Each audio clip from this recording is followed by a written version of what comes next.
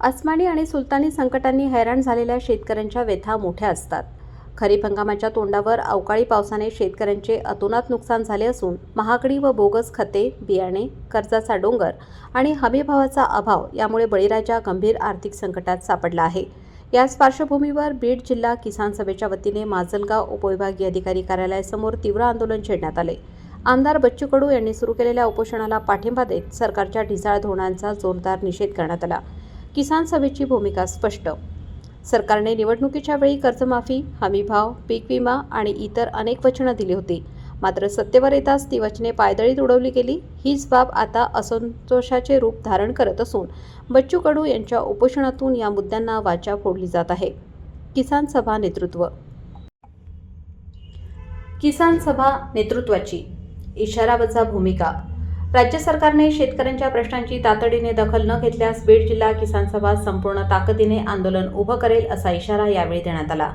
या आंदोलनात किसान सभेचे comrade advocate Ajay Burande, comrade Muralidhar Nagargoje, comrade Datta Dake, comrade Krishna Solanke, comrade Sudam Shinde, comrade Sudamdada Deshmukh, comrade Suhas Zodge, comrade Shivaji Kure, comrade Subhash Dake, comrade Ashok Dake, comrade Ashok Rathod, comrade Pandu Garad, comrade Chandrakant Ghate, comrade Farukh Shaikh यांच्यासह असंख्य पदाधिकारी व कार्यकर्त्यांनी सहभाग नोंदवला।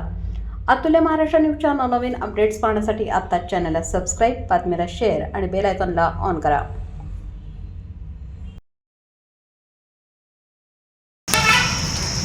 आज संबंध महाराष्ट्रामध्ये शेतकऱ्यांच्या मुद्द्याला घेऊन कर्जमाफी, पीक विमा आणि बी बियाणं आणि खतांच्या संदर्भामधल्या या केंद्र आणि राज्य सरकारच्या धोरणाच्या विरोधामध्ये फार मोठा असंतोष शेतकऱ्यांमध्ये आहे।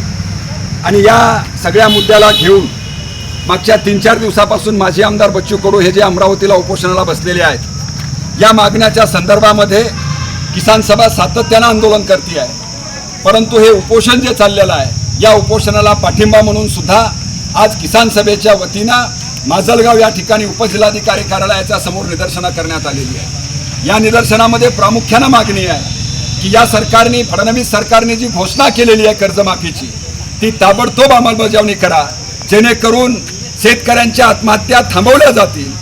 आजही पेरणीच्या वेळेमध्ये सुद्धा सातत्यानं शेतकरी आत्महत्याच्या संख्येमध्ये वाढ होती आहे। एका बाजूला सरकार हमी भावाच्या नावाखाली जरी काही आधारभूत किंमतमध्ये वाढ करत असलं तरी दुसऱ्या बाजूला आयात निर्यात धोरणामध्ये आयात शुल्क कमी करून शेतकऱ्याचा हमीभाव पाडण्याचं षडयंत्र करताय। याही विरोधामध्ये लढाई लढण्याचं काम या आंदोलनामधून केलं जाईल आणि म्हणून हे उपोषण सोडवण्यासाठी राज्य सरकार ताबडतोब प्रयत्न करेल, अन्यथा किसान सभा संबंध महाराष्ट्रभर या मुद्द्यांना घेऊन तीव्र आंदोलन करेल, अशा प्रकारचा इशारा या माध्यमातून आम्ही देत आहोत।